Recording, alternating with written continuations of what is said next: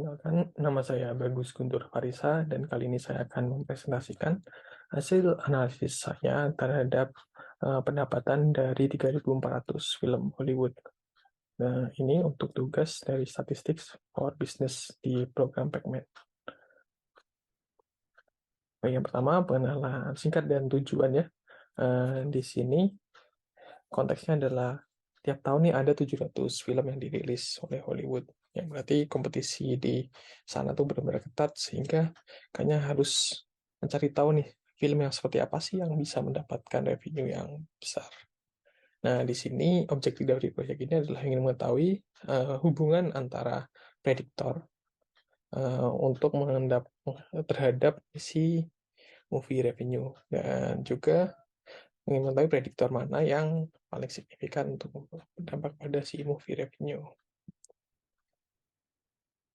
Oke, terkait dataset yang digunakan, di sini adalah dataset dari Kaggle yang berisi 3.400 judul film yang dirilis dari tahun 2000 sampai 2020, yang terpisah nih dari dua tabel. Yang pertama terkait movie daily earnings table dengan rincian variabel sebagai berikut, dan juga ada movie title table dengan rincian variabel sebagai berikut.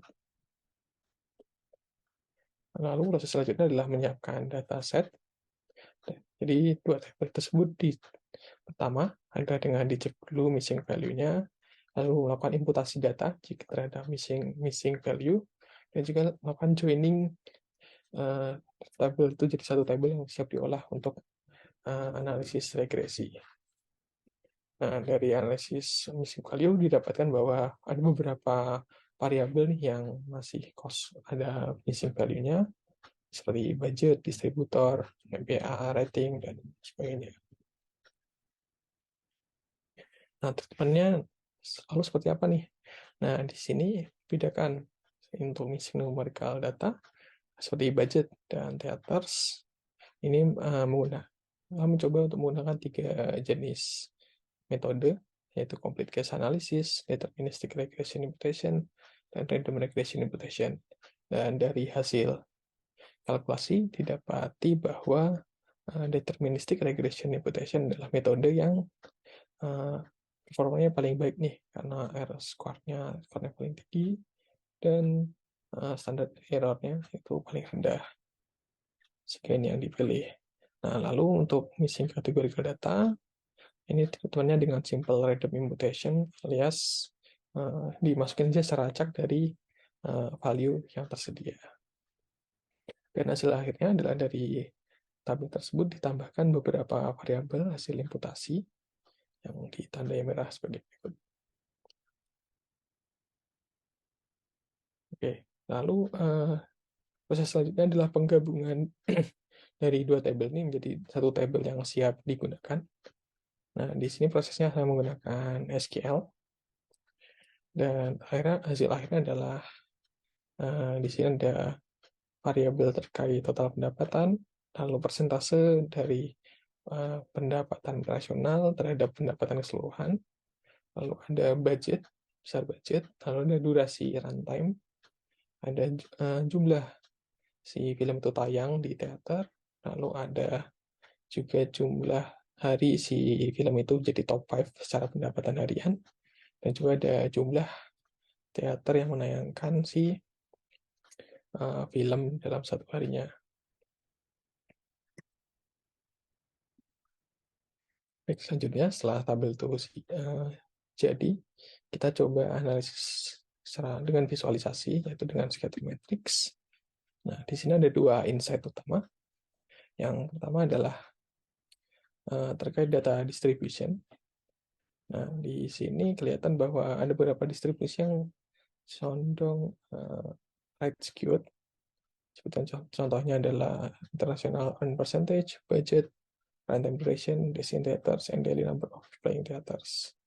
Nah, yang kedua di sini hubungan antara si target variabel, yang target variabelnya adalah si total earnings terhadap variabel-variabel lain. Ya, secara sekilas ini kelihatan bahwa sepertinya akan ada hubungan yang cukup kuat nih dari variabel-variabel ini, dan ini akan kita kulik lebih dalam. adalah dengan cara kita bikin dulu modelnya ya. Dari tadi variabel-variabel targetnya adalah total earning dalam juta USD. Lalu ada di bandingan di analisis atau diprediksi dengan ini budget, terus dan variabel-variabel lainnya. Dan di sini outputnya adalah sebagai berikut. Yang pertama adalah terkait intercept and predictors coefficient. Nah, di sini ternyata ada koefisien yang positif nih dari tiap prediktor. Nah, tapi sayangnya di sini intercept dari si model ini negatif 144, yang mana cukup susah untuk ditafsirkan sehingga perlu dilakukan standarisasi dengan melakukan centering dari prediktor yang digunakan. Nah, lalu yang poin yang kedua terkait p-value dari tiap prediktor. Nah, di sini sebenarnya untuk mencoba melakukan hipotesis testing ya dengan hipotesis awal, yaitu bahwa no significant relationship between the predictor and the target variable. Jadi hipotesis dasarnya adalah, oh ini harusnya nggak ada hubungan sama sekali. Nah, di sini kalau nilainya, terus lalu alternatif hipotesisnya adalah ada hubungan yang signifikan nih antara si variabel, si prediktor dengan target variabel. Di sini saya menggunakan significance level dari 0,05. Nah, berarti di sini jika value dari si p-value dari tiap prediktor ini kurang dari 0,05, maka null hipotesis ini bisa ditolak dan bisa menerima bahwa ada significant relationship antara si prediktor dengan target variabel. Dan ternyata setelah dari hitungan ini menunjukkan bahwa semua prediktor ini menunjukkan hubungan yang signifikan dengan target variabel, kecuali untuk runtime minute, yang mana berarti kita akan hilangkan untuk kalkulasi berikutnya. Nah, tadi setelah itu berarti kita lanjutkan ke proses standarisasi dari prediktor modelnya. Standarisasi ini menggunakan centering, yaitu menghitung jarak antara si variabel value terhadap mean dari variabel tersebut. Dan setelah itu baru kita bikin model regresi yang baru dengan variabel yang sudah distandarisasi. Nah, catatan ini runtime variabel juga sudah dihilangkan karena dinyatakan tidak statistically signifikan. Baik, selanjutnya adalah interpretasi model. Baik, di sini mungkin cukup banyaknya, tapi secara konsep sebenarnya seragam. Ini saya jelaskan dulu untuk komponennya. Di sini ada tabel dari koefisien beserta standar error dari masing-masing variabel. Lalu di sini adalah mean dari masing-masing variabelnya. Dan di sini adalah interpretasi dari dua komponen ini. Nah, pertama terkait intercept. Di sini intercept menunjukkan angka 134,9 yang ini mengindikasikan bahwa jika film tersebut ini semua prediktor lainnya speknya rata-rata seperti yang tercantum di bawah di sisi kiri ini, berarti dia punya diekspektasikan punya revenue sebesar 135 juta US dollar. Nah, mungkin ini saya tidak akan dengan satu-satu, tapi ini saya coba comot yang bagian terkait budget. Nah, di sini budgetnya koefisiennya adalah 2,49. Nah, di koefisien budget ini mengindikasikan bahwa expected difference, jadi ada perbedaan sebesar 2,5 juta US dollar dalam bentuk revenue antara dua film yang berbeda 1 juta US dollar di budgetnya. Dan dengan catatan dua film tersebut memiliki nilai rata-rata untuk prediktor yang lainnya. Begitu juga dengan konsep yang lain, misal seperti konsep koefisien dari desktop 5 cent Nah, di sini berarti dua film akan memiliki perbedaan revenue sebesar 5,43 juta US dollar jika dia berbeda satu hari saja dalam durasi di film tersebut menjadi top 5 dalam daily earnings.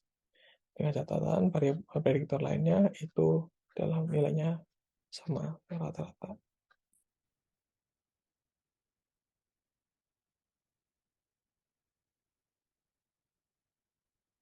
Baik, selanjutnya di sini adalah konklusinya.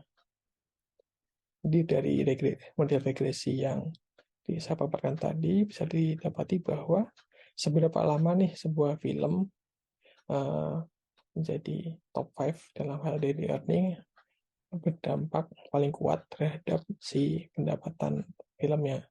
Dan yang kedua terkuat adalah terkait budget.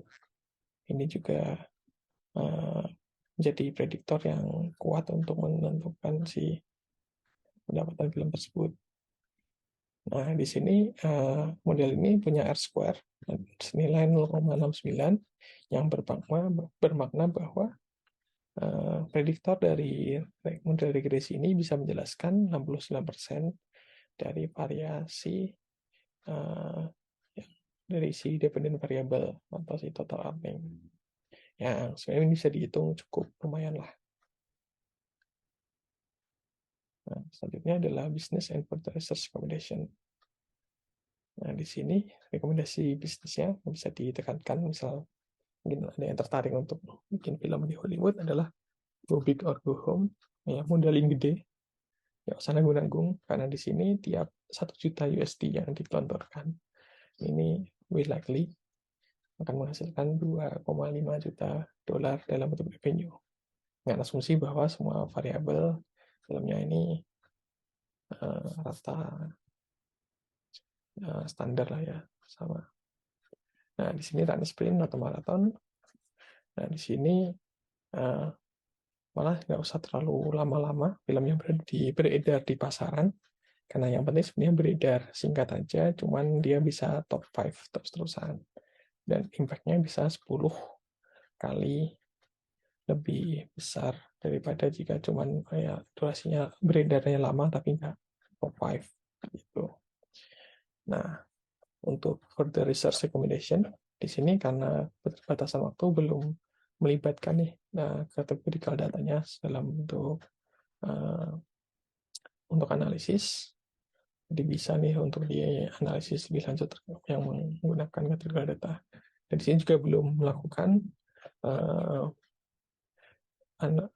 analisis kualitas modal yang lebih rigor. Jadi ini juga bisa dikembangkan lagi dengan melakukan analisis kualitas modalnya itu sendiri. Baik, itu saja dari saya. Terima kasih.